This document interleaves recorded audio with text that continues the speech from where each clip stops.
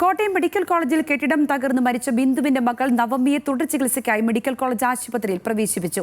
Neuro സംബന്ധമായ ശസ്ത്രക്രിയയ്ക്കാണ് നവമിയെ ആശുപത്രിയിൽ എത്തിച്ചത്.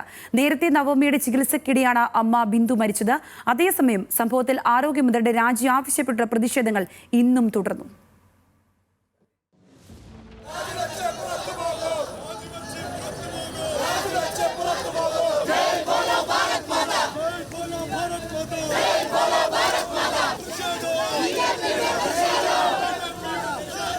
കോട്ടയം മെഡിക്കൽ കോളേജിലെ അപകട മരണത്തിൽ ആരോഗ്യമന്ത്രിക്കെതിരെ ഇന്നും സംസ്ഥാന വ്യാപക പ്രതിഷേധമുണ്ടായി. വിവിധ ജില്ലകളിൽ BJPയുടെ നേതൃത്വത്തിൽ പ്രതിഷേധ മാർച്ച് നടത്തി. കോട്ടയത്ത് സംസ്ഥാന അധ്യക്ഷൻ രാജീവ് ചന്ദ്രശേഖരന്റെ നേതൃത്വത്തിൽ നടന്ന പ്രതിഷേധം അക്രമാസക്തമായി. പ്രവർത്തകരെ അറസ്റ്റ് ചെയ്യാൻ ശ്രമിച്ചതോടെ പോലീസുമായി സംഘർഷം.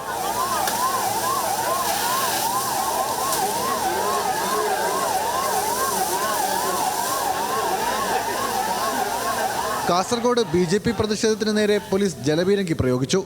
പാലക്കാട് BJP പ്രവർത്തകരും പോലീസും തമ്മിൽ വാക്കേറ്റവും ഉന്തും തള്ളുമുണ്ടായി.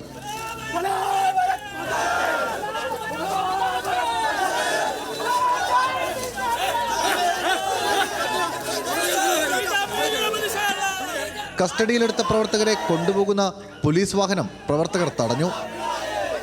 ആലപ്പുഴയിലെ BJP പ്രതിഷേധത്തിൽ പ്രവർത്തകർ ബാരിക്കേഡ് മറികടക്കാൻ ശ്രമിച്ചതോടെ പോലീസ് ജലപീരങ്കി പ്രയോഗിച്ചു.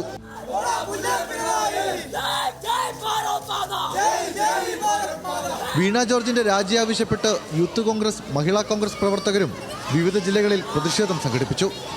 തിരുവനന്തപുരത്തെ മഹിളാ കോൺഗ്രസ് പ്രതിഷേധത്തിൽ പ്രവർത്തകരും പോലീസും തമ്മിൽ സംഘർഷമുണ്ടായി. പ്രവർത്തകർക്ക് നേരെ പോലീസ് ജലപീരങ്കി പ്രയോഗിച്ചു.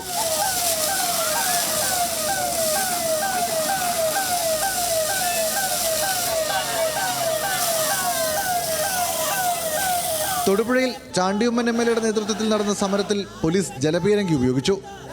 MLA ഉൾപ്പെടെ റോഡിൽ കുത്തിയിരുന്ന് പ്രതിഷേധിച്ചതോടെ പോലീസ് അറസ്റ്റ് ചെയ്ത് നീക്കി. കോട്ടയത്തെ അപകടത്തിൽ ഇതുവരെയും ഒരു നടപടിയും ഉണ്ടായിട്ടില്ലെന്ന് ചാണ്ടിയുമ്മൻ MLA പറഞ്ഞു. ഇവിടെ ഒരു പ്രൈവറ്റ് ആശുപത്രി ഇതേപോലെ ഇടിഞ്ഞു വീണാൽ അതിന്റെ MDക്കെതിരെ, അതിന്റെ ഉദ്യോഗസ്ഥർക്കെതിരെ ക്രിമിനൽ കേസ് എടുക്കില്ലേ? ഇവിടെ ഒരു നടപടി പോലുമില്ല. കോട്ടയത്ത് നിന്ന് തൊടുപുഴയ്ക്ക് അധികം ദൂരമില്ല എന്നതുപോലെ കോട്ടയത്ത് അപകടം നടന്നെങ്കിൽ ഇവിടെ തൊടുപുഴയിലും അപകടം നടക്കുവാൻ അധികം സമയം വേണ്ട എന്നുള്ളതാണ്. കോഴിക്കോട് നടന്ന യൂത്ത് കോൺഗ്രസ് പ്രതിഷേധവും സംഘർഷത്തിൽ കലാശിച്ചു. പ്രവർത്തകരും പോലീസും തമ്മിൽ ഉന്തും തള്ളുമുണ്ടായി. പ്രവർത്തകർക്ക് നേരെ പോലീസ് ജലപീരങ്കി പ്രയോഗിച്ചു.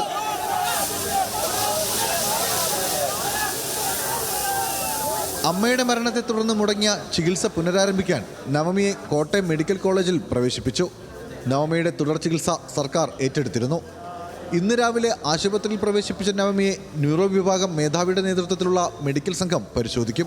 90% പരിശോധനകൾ നേരത്തെ പൂർത്തിയായതാണെന്നും ബാക്കി പരിശോധനകൾ കൂടി പൂർത്തിയാക്കി ഉടൻ ശസ്ത്രക്രിയ നടത്തുമെന്നും മെഡിക്കൽ കോളേജ് ഡെപ്യൂട്ടി സൂപ്രണ്ട് പറഞ്ഞു. ന്യൂറോ സർജറി വിഭാഗം HOD ഡോക്ടർ സതീഷ് ചന്ദ്രയുടെ നേതൃത്വത്തിലാണ് സർജറികൾ പ്ലാൻ ചെയ്തിരിക്കുന്നത്. ഇതുകൂടാതെ ഓർത്തോപീഡിക്സ് മേധാവി ഡോക്ടർ ടിജി തോമസ് അദ്ദേഹവും ആ ടീമിലുണ്ട്. അനസ്തീഷ്യ മേധാവി ഡോക്ടർ ലതാ ജനാർദ്ദനും ടീമിലുണ്ടാവും. അപ്പോൾ മെഡിക്കൽ ബോർഡ് പരിശോധിച്ചതിന് ശേഷം ഏറ്റവും അടുത്ത തീയതിയിൽ തന്നെ ഓപ്പറേഷനുമായിട്ട് മുന്നോട്ട് പോകാനാണ് തീരുമാനിച്ചിരിക്കുന്നത്. BJP സംസ്ഥാന അധ്യക്ഷൻ രാജീവ് ചന്ദ്രശേഖർ ഇന്ന് ബിന്ദുവിന്റെ വീട് സന്ദർശിച്ചു. ബിന്ദുവിന്റെ മകന് ജോലി ഉറപ്പാക്കണമെന്നും കുടുംബത്തിന് 25 ലക്ഷം രൂപ നഷ്ടപരിഹാരം നൽകണമെന്നും രാജീവ് ചന്ദ്രശേഖർ ആവശ്യപ്പെട്ടു. കുടുംബത്തിന് വേണ്ടി ഞങ്ങൾ സർക്കാരിന് ഡിമാൻഡ് ചെയ്തിട്ടുണ്ട്. മിനിമം 25 ലാക്സിൻ്റെ 25 ലക്ഷത്തിൻ്റെ ഒരു കോമ്പൻസേഷൻ മിനിമം. മോന് സർക്കാർ ഒരു ജോലി, ഇത് മിനിമം ഒരു കോമ്പൻസേഷൻ സംസ്ഥാന സർക്കാർ ചെയ്യണം എന്ന് ഞങ്ങൾ 2 ദിവസം മുമ്പേ പറഞ്ഞതാണ്. അതിന് ഇന്ന് ഞാൻ റിപ്പീറ്റ് ചെയ്യുന്നു, ഈ സർക്കാർ ചെയ്യണം. മെഡിക്കൽ കോളേജ് സംഭവത്തിന്റെ ഉത്തരവാദി ആരാണെന്ന് കണ്ടെത്തണമെന്നും കെട്ടിടം പോലെ സംസ്ഥാന സർക്കാരും ഇടിഞ്ഞു വീണുകൊണ്ടിരിക്കുകയാണെന്നും കോൺഗ്രസ് നേതാവ് രമേശ് ചെന്നിത്തല വിമർശിച്ചു. ഇവിടെ ഉണ്ടായ സംഭവത്തിന് ഉത്തരവാദി ആരാണ്? ഗവൺമെന്റ്. ഒരാൾ മരിച്ചു, നിരവധി പേർ ആശുപത്രിയിൽ, ഒരു കെട്ടിടം ഇടിഞ്ഞു വീഴും. ഇതൊക്കെ നുണപ്രചരണം ആണോ? സത്യമല്ല, ഇതൊക്കെ യാഥാർത്ഥ്യമല്ല. ആ യാഥാർത്ഥ്യത്തിന് നേരെ കണ്ണടക്കിയാണ് ഗവൺമെന്റ് ചെയ്യുന്നത്. അതിന് രാഷ്ട്രീയം നടക്കുന്നത് ഭരണത്തിന്റെ തകർച്ചയാണ് കാണുന്നത്. ഒരു കെട്ടിടം മാത്രമല്ല, ഗവൺമെന്റ് തന്നെ ഇടിഞ്ഞു വീണുകൊണ്ടിരിക്കുകയാണ്. അപകടത്തെ തുടർന്ന് കോട്ടയം മെഡിക്കൽ കോളേജിൽ മുടങ്ങിയ ശസ്ത്രക്രിയകൾ ഇന്ന് പുനരാരംഭിച്ചു. ന്യൂസ് മലയാളം, കോട്ടയം.